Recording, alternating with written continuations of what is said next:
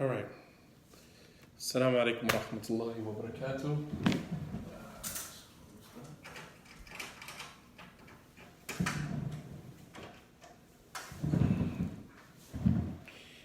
Alhamdulillahi Rabbil Alameen wa salatu wa salam ala ashraf al-anbiya'i wal mursaleen wa ala alihi wa ashabihi ajma'een. Okay, so just a couple of things before I begin. I wanted to just make a reminder to everyone about a couple of events that are coming up now. Number one is the event I will be back at this Saturday, and that is in Charlotte, North Carolina. We will be dealing with the domestic violence event. So for those of you who are in the Charlotte, North Carolina area, inshallah ta'ala, I will be in Charlotte this Saturday, bi'idhnillah. The flyer is on my Facebook page as well as my my Instagram page. The flyer is on my Instagram page as well as my Facebook page. So you can go to both pages to see the flyer, inshallah ta'ala. I will be there this Saturday, inshallah. The second event is, as you guys know, we have the Islamic Weekend Conference in Atlantic City, New Jersey. That will be happening the last weekend in October. All right, 3 weeks from now, inshallah. 3 weeks from now, this will be the Islamic Weekend Conference in Atlantic City, New Jersey. The flyer is also on my Facebook page as well as my Instagram page. And you can also go to their Facebook page. You can go to a lot of people. This is not my event. A lot of people send me messages, emails asking me about the event, why I'm charging for the event. It's not my event. It's not my event. If you want more information about the event, go to the Facebook page and speak to the administrators of that event. I'm just a participant. I'm just a speaker at the event. It's not my event, all right? But you can go to their Facebook page, Islamic Weekend Conference, and that will be the last weekend in October in Atlantic City, New Jersey, the Sheraton in Atlantic City. The last event, of course, is the Manage My Flow, the one-day marriage retreat. That will be happening in Wildwood, New Jersey. That will be the first weekend in November, with myself, that clay couple, Hassan and Naila, and I believe that we have Sister Nadira Pierre for, some relaxing and entertainment, and for some humor, just to kind of break the monotony. Mashallah, she's very awesome. So inshallah ta'ala, if you have not purchased, go ahead and purchase your tickets. Purchase your tickets now, inshallah. You can go to that clay couple. You can go to their Instagram page. You can go to their Facebook page to find more information about Manage My Flow. That is a one-day marriage retreat that is for married couples, which will be on Friday, and then Saturday it will be for the singles. Friday for the married couples, Saturday for the singles. And then Saturday night, there's a dinner, there is entertainment, there is a dress code, all of that. You can go to Sister Naila and Brother Hassan's Facebook page. For more information, go to that clay couple, either their Facebook page or their Instagram page. I'm just really I'm convinced that a lot of people don't like looking for anything. All right, please do not email me and ask me for information about either event. I'm not going to give you anything. I'm going to refer you to the page. If you choose not to go to, then that's totally up to you. But I'm not the go-to person for information about events. That's not, that's not my forte. All right. So that is these three events. That's this Saturday. In North Carolina. The flyer is on my Facebook page and my Instagram page. That is Islamic Weekend Conference, and that is the last weekend of October, 3 weeks from now, which will be Friday, Saturday, and Sunday. They will have food there. There is vending. If you would like to vent, reach out to Sister Zakia. Inshallah ta'ala, you can go to their Facebook page and message them and get all the information that you need about that event.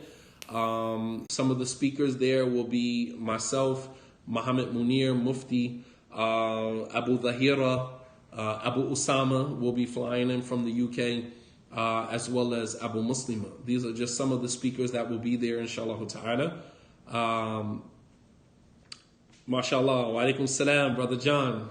MashaAllah, doing your thing out in Africa. May Allah subhanahu wa ta'ala bless you, brother. Good things, man. You're doing real good things. May Allah subhanahu wa ta'ala bless you. All right, and then there is the Manage My Flow event, which is happening the first weekend in November in Wildwood, New Jersey. We have a huge, I don't want to say mansion, but we have a huge facility rented out, and that will be also Farouk Post will be there as well. All right. We also have at the Manage My Flow event, we have a property that sits right on the water, five minutes from the water. You can walk to the beach on Wildwood, New Jersey. Secure your spot now. Get your tickets, inshallah ta'ala.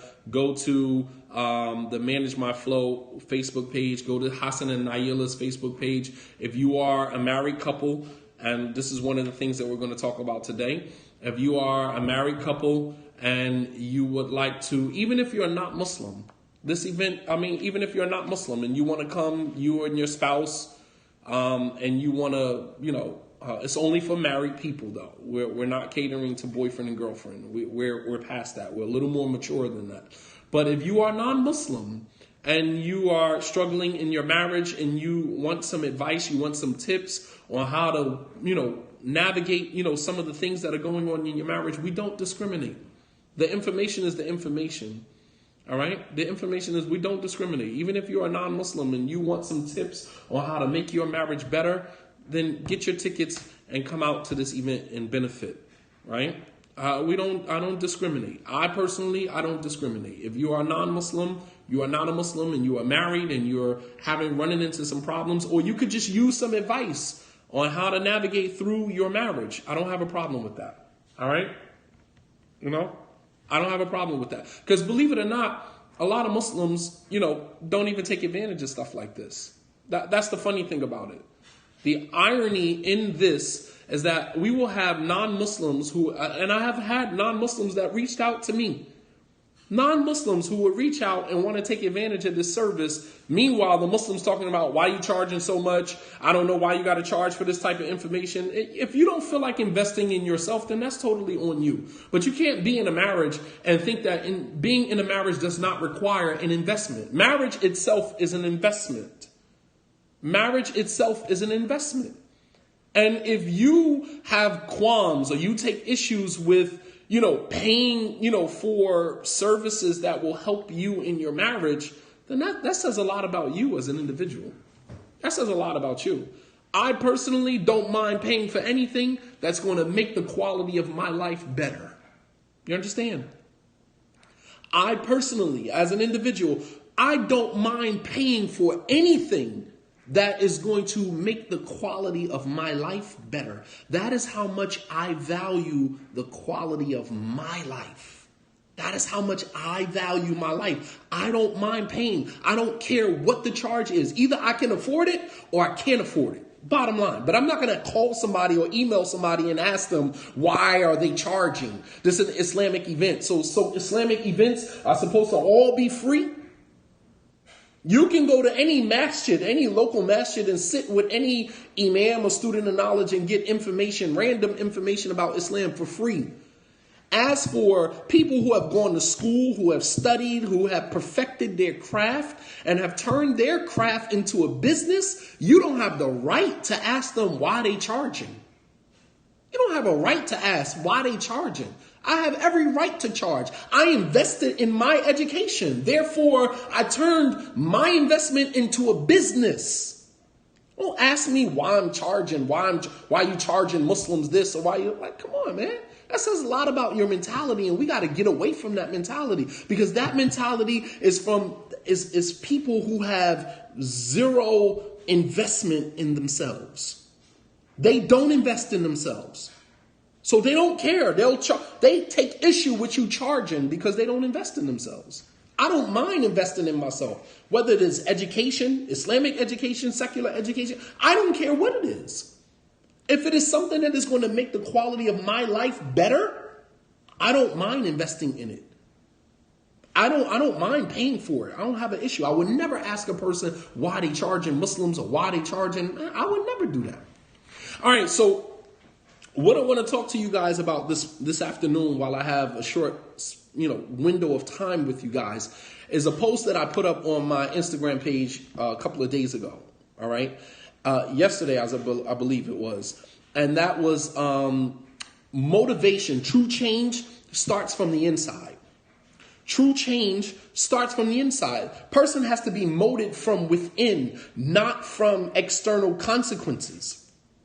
All right. So what we do in the Islamic community, what we like to do is we like to foster change through external consequences. We say, oh, you're going to get punished by Allah, or you're going to this punishment, you're going to feel the hellfire, or whatever the case may be. And these are just external.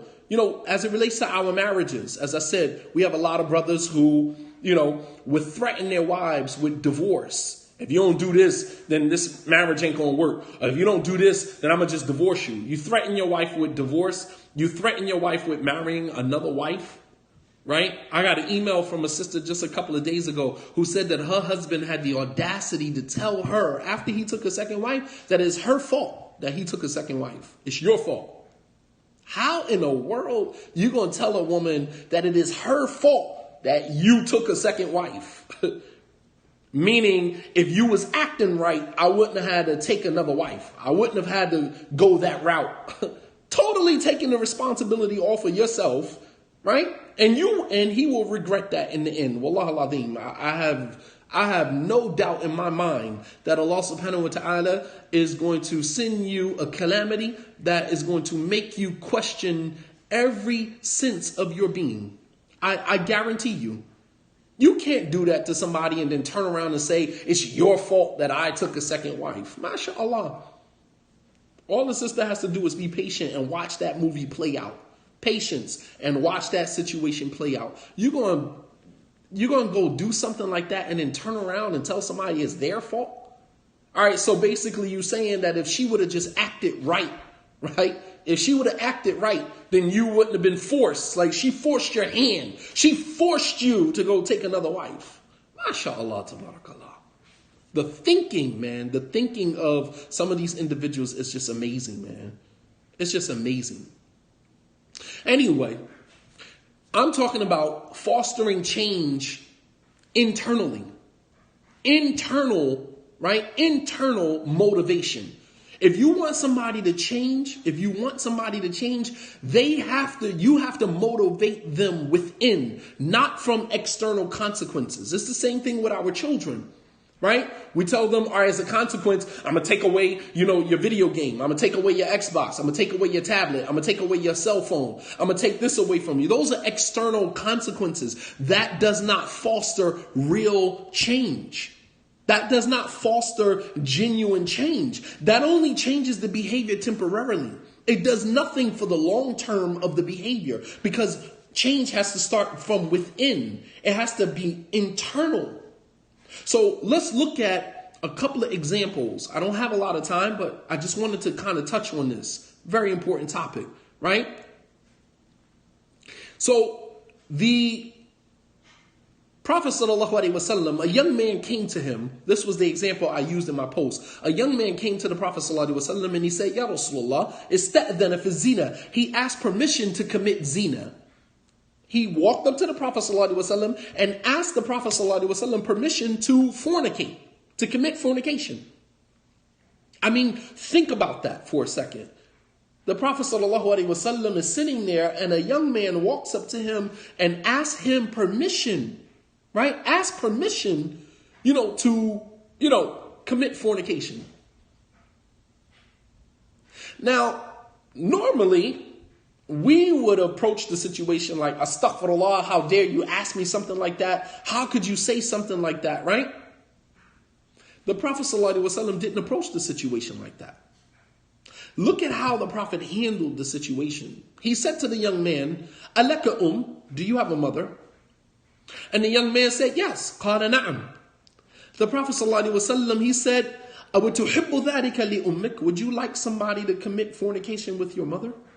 Would you like somebody to do that to your mother? قال لا. He said, no. The Prophet ﷺ said, وَكَذَلِكَ النَّاسِ لَهُمْ أُمَّهَاتُهُمْ وَلَا يُحِبُّ ذَلِكَ لِأُمَّهَاتِهِمْ. He said, likewise, people have mothers and they don't want people to sleep with their mothers. Perhaps the fornication that you are asking permission to commit, perhaps you go commit fornication with somebody's mother. And just like you want somebody to do that to your mother, then you should not feel comfortable doing it to somebody else's mother. The Prophet ﷺ said, and ta'ti an-nas ma yuhibbu an yu'ta ilayk, and that you should approach people with the same character that you would want people to approach you with. How could you feel comfortable doing that to somebody else's mother, doing that to somebody else's sister, doing that to somebody else's aunt, doing that to somebody else's, how could you feel comfortable doing that to somebody, but you would hate for somebody to do it to you? As I said before, our karma is in our children. You have a lot of brothers, a lot of you men that's out here listening right now. A lot of you men was out here playing women, shuffling women around, playing women. You got this side piece, you got that side piece, and we make big jokes about it. And then we turn around and we have a daughter, and then we say, I wish somebody would disrespect my daughter. I wish somebody, do you think that that's not going to come back to you? Do you think all of the stuff that you did to women in your life, do you think that that is not going to come back to you? And you have the audacity to say, I wish somebody would do that to my daughter. Meanwhile, you putting up posts about chicks this and how many women you slayed and how many you smashed and what you doing over here and how many side pieces you have over here. Yet you on the other end of that spectrum, you're talking about what you're going to do to somebody if they do something to your daughter. If they disrespect your daughter. How many women you disrespected? How many women you disrespected? I mean, think about that. I mean, the irony in that is that we have the audacity to say what we're going to do to somebody who does something to our daughters. Meanwhile, we turn around. I mean, even in the Islamic community, how many women we done married and divorced, married and divorced, married and divorced. And then yet we trying to raise our daughter to be this pretty princess that should not be touched by anybody except a righteous, pious man. How do you think about that? How do you, as Allah says in the Quran, مَا لَكُمْ كَيْفَ تَحْكُمُونَ? What's wrong with you and how you judge? I mean, subhanAllah. So the Prophet ﷺ, what he was trying to foster was internal motivation. The Prophet ﷺ never said anything to him about it being haram. Why? Because the man already knew it. The boy already knew it was haram. Evidenced by the fact that he was asking permission to do it. He was asking the Prophet ﷺ permission to commit zina, to commit fornication. So he already knew that it was haram. So it made no sense to give him a whole list of itemized verses from the Quran and the Sunnah about it being haram. And this is what many of us do. We want to give you external consequences instead of focusing on the internal motivation. The Prophet ﷺ was focusing on the internal motivation, because if you are not comfortable with somebody doing that to your mother, then you should not feel comfortable doing that to somebody else's mother. You got it. He wanted a thottery pass. Oh, Gareth, you're hilarious, man. He wanted a pass to be a thought, huh? You shouldn't feel comfortable to do that to somebody else's mother if you don't feel comfortable with somebody doing it to your mother. That is internal motivation. So let's look at that in the context of your wife. For men, sometimes, as I said this morning in my class, sometimes as men, we don't know how to articulate. We could be spot on, right? We're married to a woman and she's frustrating us. She's doing things in the marriage that is making us frustrated. I get it. And you have legitimate gripes. Some of you brothers out there, you have legitimate gripes. You have legitimate grievances, legitimate qualms with your wife and how your wife is functioning in your marriage. But where we go wrong is we don't know how to articulate. Number one, we don't know how to articulate what our spouse is doing wrong to us and what they need to do to fix that. And number two, we don't know how to get them motivated internally. We don't know how to get them motivated internally. First, we don't know how to articulate. So instead of saying, when you did this or when you do this, this is the way it makes me feel. We challenge our wives on what they're doing. Why you do that? And every time you ask your wife why she do that or why she didn't do that, if you notice with the Prophet ﷺ and Anas ibn Malik said that I lived with the Prophet ﷺ for 10 years. I lived with the Prophet for 10 years. And he never once said to me, why did I do this or why didn't I do this? The Prophet ﷺ never asked why. Why? Because when you ask a person why you do this or why didn't you do that or whatever the case may be, number one, it's dismissive of how they felt and the reasons why they did it. And number two, it doesn't solve the problem. Asking the person why. I mean, if you're asking why because you don't want to be judgmental, so you say, hey, babe, I don't want to judge you, but let me just ask you, why did you, just because you want clarification. You understand? You want clarification. That's something different. But you're asking why. Sometimes we ask why as a means of reprimand. Why you do that? That was stupid. Like the Prophet ﷺ, and it said, I lived with the Prophet ﷺ for 10 years. And he never said to me once, for something that I did, why did I do that? Or for something that I didn't do, why didn't I do that? Notice the Prophet ﷺ never used that. Why? Because that does not correct the action.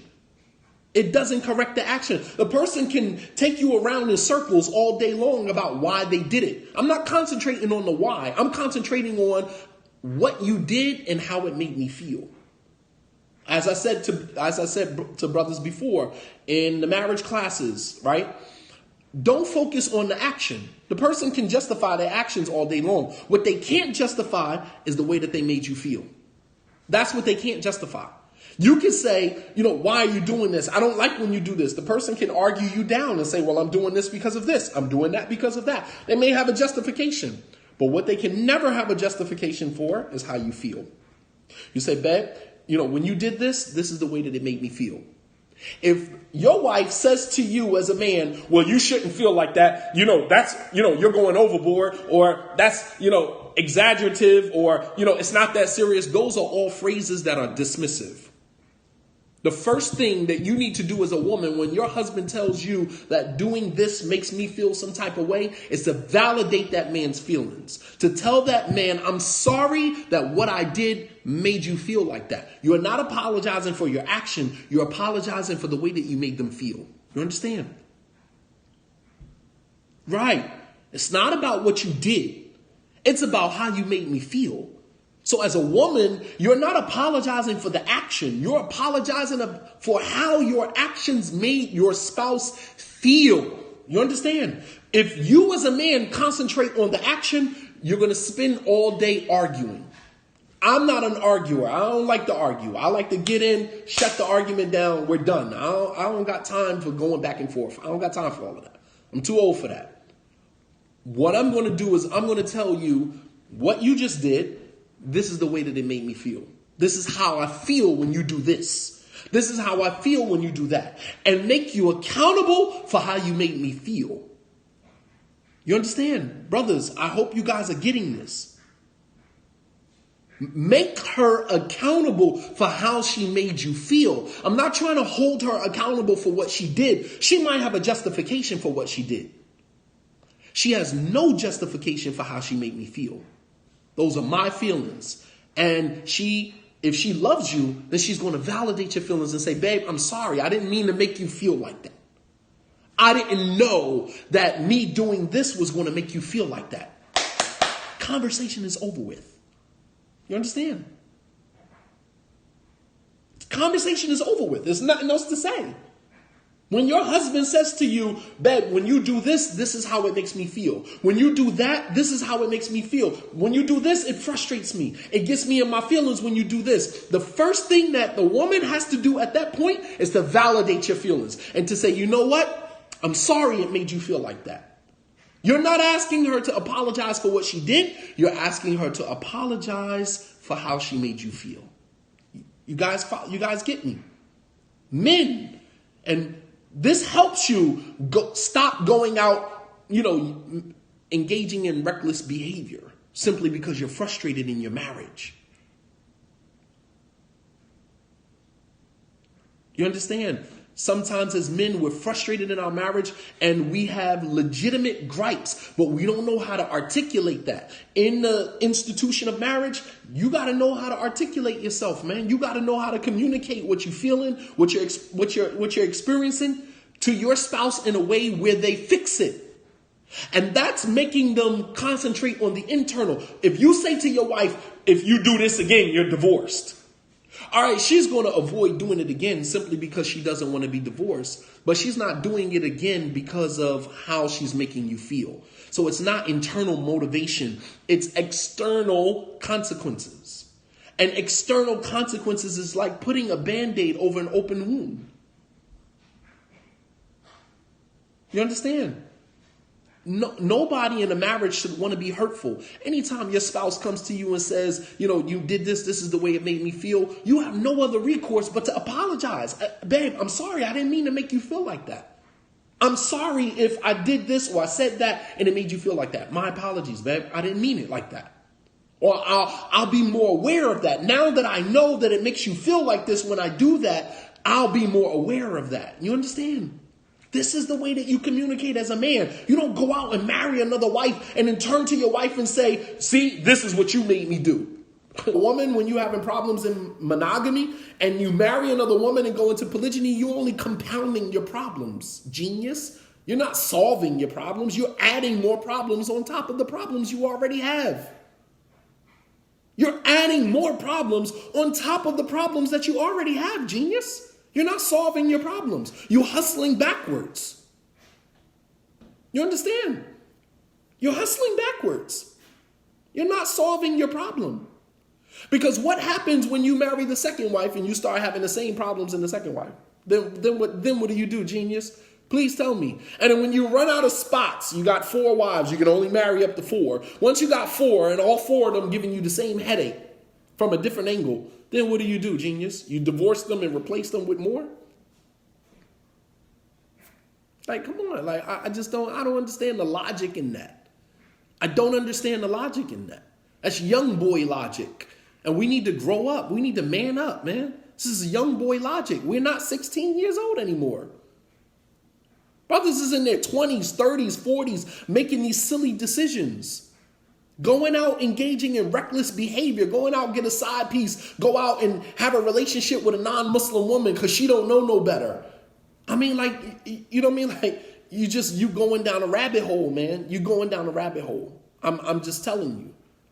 Learn how to communicate. Learn how to motivate from within, not external consequences. Giving external consequences does not foster real, genuine change. Understand?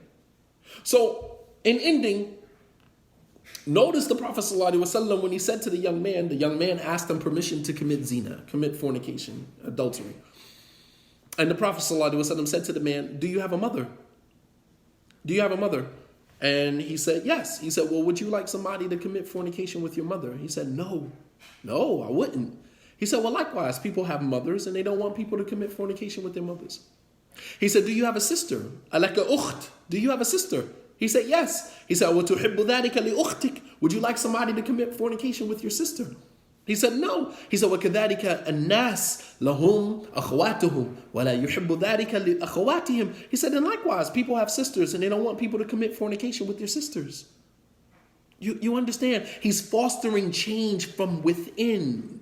Don't tell your children because you got, this F on your report card or that, the Xbox is coming out of your room, I'm taking your cell phone. That's external consequences. That does not foster internal motivation. What fosters internal motivation is making the child responsible for their own behavior. The same thing with husband and wife. Notice it's the same thing. It's just we're talking about children here. When we're talking about marriage, when we're talking about husband and wife, and the husband says to his wife, when you do this or when you say stuff like that, this is the way it makes me feel. You are now making them take ownership of their action by holding them accountable for your emotions. You understand?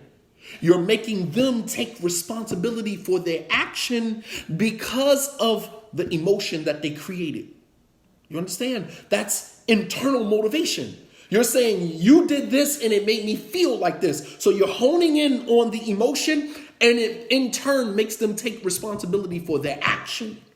Same thing with children.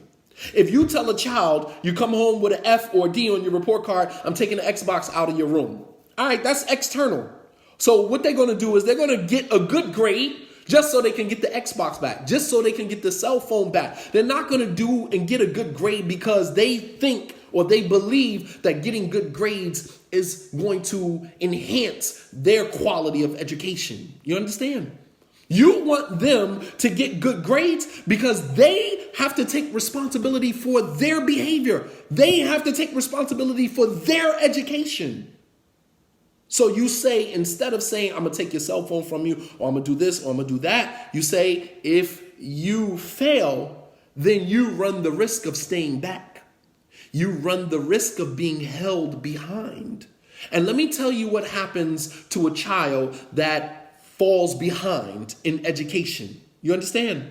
Let me tell you what happens to a child that falls behind in education, right? When you don't have an education, it's going to be very, very difficult for you to get a job. Very difficult. It's going to be very difficult for a woman to take you serious and you barely got a high school education. You understand? You're now making them think, and you're now making them take responsibility for their actions. Showing them the consequences of their actions, that if this is the act, this is a consequence as a result of what you're doing, then if you want that consequence to be removed, then you need to change your behavior. Not if you get an F on your report card, a D on your report card, I'm taking this away from you. That's external change. That's external consequences. It does not foster genuine change. It does nothing for the long term. You understand? Right? You get teased, you get ridiculed for staying back. You look foolish. You're going to feel out of place because you know the work, but you stay back because you're academically lazy. You understand? You're not fostering internal motivation. I mean, even mothers with your sons, you know what I'm saying? Your mothers with your sons, you can use that to your advantage. Look at how you're breaking my heart. If there was anything that my mother ever said to me that actually made me think about my actions, was my mother saying to me, you know what, you're breaking my heart. I walk away feeling horrible. I feel horrible. Not my mother saying, I'm going to beat you, I'm going to do this, I'm going to put you on punishment. The most damaging thing that my mother could say to me is, you're breaking my heart. You are breaking my heart, man. I can't even believe you're doing this. And you're like, oh, shoot, I'm affecting my actions is affecting my mother like this. I got to stop. I got to chill. I got to slow down. You understand? That's fostering real change because it's dealing with the internal, not the external. I hope you guys got this. Very effective with children in school. One of my children, the school that my children go to, not an Islamic school, because Islamic schools, we're not as advanced at this point. But the public school that my children go to, what they do is they give them a printout every week. Every week or every bi-weekly, they get a printout of how they are doing in school. The teacher gives them the printout so they can actually see the consequences of their actions. That makes them more responsible for their behavior. And it works. It works. It works better than me threatening them that you're going to get in trouble, you're going to do this, that's going to happen to you. You understand? I'm a Muslim. My religion is Islam. I'm a Muslim. My religion is Islam. They actually give the children a printout, bi-weekly printout of their basically a behavioral progress report. Behavioral as well as academic progress report. Yes. And the children are responsible for, whether that progress report, whether those numbers are going up or whether those numbers are going down. That is internal motivation. And it works like a charm. It works like a charm. I had one kid last year literally contributed to a lot of the gray hairs that I have. And this year, wallahi, I haven't had to say any. Matter of fact, last night we bought the boy some cupcakes and celebrated because he's doing so well. He's doing so well. And I haven't had to say one thing to him since they started school in August. You understand? No, you don't reward for good grades. You don't reward them for good grades because that takes away from the internal motivation. You want them to feel good about what they are doing for themselves. You're not going to have a party. We just had a nice little celebration last night because it was dinner we were buying, and we just turned it into, hey, by the way, you're doing excellent in school, man. Keep up the good work. But we're not rewarding him for doing well. That's not a reward. That's just an acknowledgement. You understand? There's a difference between rewarding a kid and acknowledging the good behavior. All we were doing was just acknowledging, hey, we know, we see you. You understand? We see you. Not, hey, let's celebrate, great job and, keep doing it, because now that's not fostering internal motivation. Now they're doing it because they know they're going to get a party. Now they're going to do it. Even some academic researchers have suggested that you do not reward kids for good grades. You don't reward kids for good grades. You understand? You can acknowledge, hey, this is an acknowledgement that, hey, good job, man. Keep up the good work. But we're not celebrating. We're not, rewarding you. I'm not going to go out and buy something because you got straight A's. No, I'm not buying. That's what you're supposed to get. You understand? That's what you're supposed to get. That's the standard in our house. You know what I mean? Like, standard is straight A's and B's. We don't get nothing less than that. That's the standard in our house. Why am I going to reward you for meeting the bare minimum standard of our household? You understand? Why am I going to reward you for doing something that you're supposed to do? I can acknowledge you. It's just like a father, you know what I'm saying? Like a father taking his kids for the weekend, or a father spending time with the kids. Why the mother going to celebrate? Oh, he's a good. No, she can acknowledge him and say, thanks, babe, for taking the kids. You're really a sweet father. You're really a good husband. You're really a sweet dad, man. I really love that about you. She's acknowledging that what he did, was a good thing. She's not rewarding him for being a father. Why the hell do I need to be rewarded for being a father? That's my job. They're my kids too. Why do I need to be rewarded? Because I did what a father is supposed to do. This is the issue that I have with Father's Day and Mother's Day. We celebrate anything at this point, but you celebrate in something that is a responsibility. You are the one who had the kids. Why I got to reward you for something that you're supposed to do? I can acknowledge that, hey, you're doing a good job. I acknowledge you. I see you, as an incentive to keep going. But I'm not going to celebrate you for what? For doing what you're supposed to do? I'm going to celebrate my kid for getting straight A's or getting straight B's. I'm going to go out and buy you a cell phone, go buy you some other. This is the stuff that creates that privileged mentality. Many of our children have a privileged mentality. They are privileged. And they think that because they do something good, we are supposed to reward them. Nah, you get your reward from Allah subhanahu wa ta'ala. I don't reward. I acknowledge that you're doing a good job, and I find, a good way to acknowledge that, to make you feel good about what you're doing so you can keep doing it. But I'm not rewarding you for that. That's what you're supposed to do. But many of us, we're hustling backwards as it relates to raising our children and, trying to get our spouses to do the right thing in our marriages. We're not, we creating privileged husbands and wives. Like, we go into marriages with this privilege, like, you're supposed to cater to me and you're supposed to do this. And the expectation is that I'm supposed to be here to, no, you got me messed up.